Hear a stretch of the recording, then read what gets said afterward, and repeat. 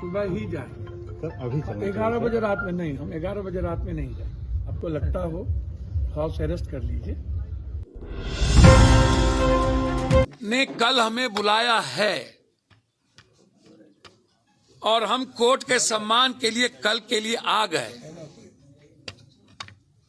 और सिविल में दीपक नाम का कोई कहता है कि मैं इंस्पेक्टर हूं, आया तो हमको लगा हमसे मिलने लोग आए। हमने कहा आइए सब लोग बैठिए, कोई काम होगा तो आए ही लोग। आते ही कहता चलिए चलिए चलिए, अपर वारंट है चलिए। मैंने कहा भैया मेरा तो लोकसभा चल रहा है, कहाँ वारंट है, लॉयर को बुलाने दो। वारंट कहाँ, तब तक कुछ नहीं था।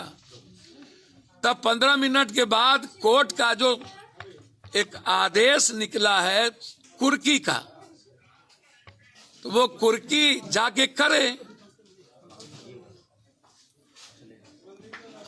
अब यहां पर जबरदस्ती आ गए और तभी से टॉर्चर कर रहे हैं। तो हमको शंका लगी कि ये मरवा तो नहीं देंगे। जानिए खतरा है भैया, ये तो जिस तरीके से किया उससे तो लग रहा है कि ये लोग मरवा भी सकते थे। और यहाँ के एसपी पर तो भरोसा किया नहीं जा सकता है, क्योंकि जिस तरीके से नीट्स के छात्रा के मामले में और लगातार पप्पू यादव को कुछ नेताओं के द्वारा गाली गलौज और धमकी दिया जा रहा है, और जो लड़ाई बच्ची जहानाबाद की बच्ची और बिहार की बच्ची को लेकर के पप्पू यादव, मैं अपनी बेटी की तरह परसों धरना है लड़ रहे हैं और इन लोगों को मैंने नंगा किया है, इसको डर पप्पू यादव से है।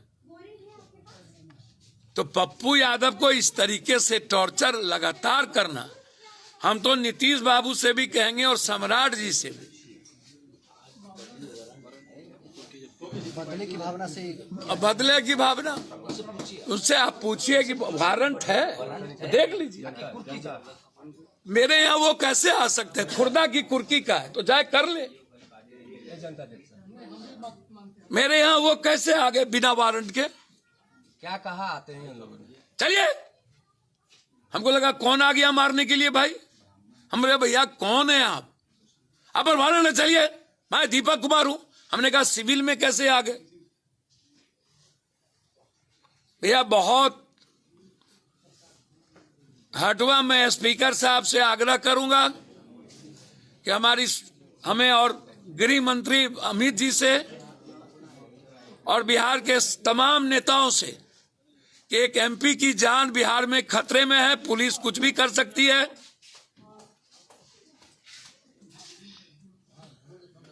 आप हमें सुरक्षित करें। पिछले दिनों आपकी सुरक्षा भी कमजोर कर दी गई। अरे सुरक्षा की चिंता नहीं है, अब पप्पू यादव डरे तब तो हुआ, तब तो मरना की हमारी लड़ाई पूरी रहे। अच्छा, इसमें चुप का क्या? बेटी का सवाल है, नीट की लड़ाई है, बच्ची के सुरक्षा का सवाल है, उसमें चुप क्या करेंगे? पुलिस अरेस्ट करने आई है। किस केस का वारंट लेकर आया? भैया 35 साल पुराना जिसमें बेल था मेरा, उसमें बेल टुट्टी हो गई तो उसमें हमको नॉलेज में नहीं था, तो उसमें अगले बार भी हमारी गिरफ्तारी हुई थी 40 साल पुराना केस में, जो केस ही नहीं था। बाहर में एक बस फोर्स आए हुए हैं गिरफ्तारी की बात। अच्छा एक बात बताइए, एक बस आवे चाहे 10 बस आवे, उसमें मैं क्या करूं? गिरफ्तारी देंगे आप? अब रात में कोई लॉ तो नहीं कहता है, इनके पास वारंट भी नहीं है जी। वो कुर्की वाला पेपर है भाई, पढ़ लीजिए ना। तो पुलिस इतना भी नहीं पढ़ पा रही है वारंट और कुर्की क्या होता है जी? वो वारंट लेके ना आएंगे। रात में जान की भी डर लग रही है आपको? अब आते हमको काहे का डर लगेगा, हमको गजब बात करते हैं, लेकिन हम जरूर चाहेंगे सारे प्रेस वाले से। पिछली बार सम्राट चौधरी के दबाव में हो रहा है पप्पू यादव जी सब। अब ये मैं राजनीति तो नहीं करूंगा, मैं यह नहीं कहूंगा कि सम्राट जी के दबाव में या नीतीश जी ऐसा काम तो नहीं करते। गृह मंत्री सम्राट चौधरी हैं तो उन्हीं पर। मुझको ये नहीं पता सम्राट, लेकिन मुझे पता है कि पुलिस को बहुत डर है पप्पू यादव से कि सच मत बोलिए और नीट्स की लड़ाई को कमजोर कर दीजिए और बंद कर दी। क्या लग रहा है आप सर मैं तो आया ही ना कोर्ट में, लड़ाई लड़ रहे हैं, उसका खामियाजा आपको भुगतना पड़ रहा तो है। अगले बार भी तो कोरोना का खामियाजा भुगते थे, इस बार नीट्स का खामियाजा भुगत लिए। प्रशासन के लोग आपको डांट डपट किए हैं। आप तो देखे ही, वीडियो है, सारा वीडियो है कि किस तरह से उन्होंने बिहेव किया है।